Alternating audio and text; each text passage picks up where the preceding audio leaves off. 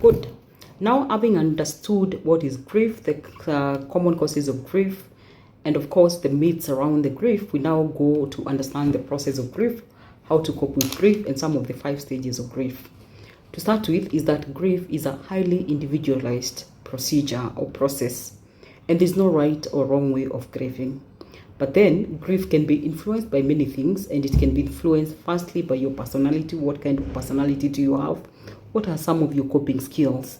What is your faith? Faith is protective when it comes to grief. Also, your experience, or how significant is the loss that you've just had, and your life experiences. All these things can influence how people grieve. It is good to acknowledge that grieving takes time and healing will eventually happen, but it cannot be forced or hurried. It is good to be patient with yourself and let the natural course take unfold, because once you hurry it, you don't hurry your body. How to deal with grief? Of course, number one is to acknowledge your pain. Acknowledge the pain that comes with that loss. Accept that the grief can trigger various kind of emotions, the way we've discussed before. Understand that the grieving process is unique to you. And even if you've lost someone who is common, how the next person grieves is differently from how you grieve. You're supposed to seek out face-to-face support from people who care about you. Support yourself emotionally by supporting yourself physically. What have I said? Support yourself emotionally by supporting yourself physically. Make sure you eat well, you sleep well, you take a shower, you take a walk. Recognize the difference between grief and depression.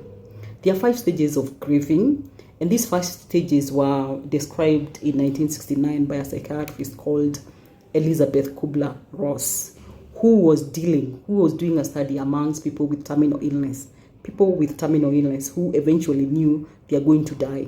But those 5 stages that she came across eventually became the stages that we rely on when we are talking about the stages of loss and grief. Number 1 is denial, where the first step when you're faced with loss is like, this cannot be happening to me. You're in denial. Then the next stage is anger, where you're like, why me? Why is this happening to me? And you try and look for someone to blame. The next stage is bargaining. You start bargaining with God. Oh God, if you can reverse this. Oh God, if this can happen, I will do this and this. Bargaining stage. Of course, that is followed by depression, where you're too sad to do anything. And the last stage is acceptance, that you are at peace with what happened. I'm reminding you again that grieving is as individual as our lives, so it is unique to each and every person, and it can also be described as a roller coaster. Grief can be a roller coaster. That means that it has ups and downs, and of course the beginning, like many roller coasters, the beginning of the ride tend to be rougher at the beginning, but it keep on easing as we go on. That's the same thing with the grief, that the difficult intense periods, the difficult period become less as time goes by.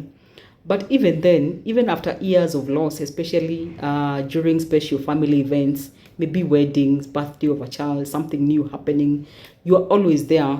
Sometimes there's some strong sense of grief where you think, I wish dad was here, I wish mom was here, I wish so and so was here to witness whatever is happening. So even after healing has happened, that does not mean you don't get grief. Sometimes you have reminders that get you back to remembering what you lost.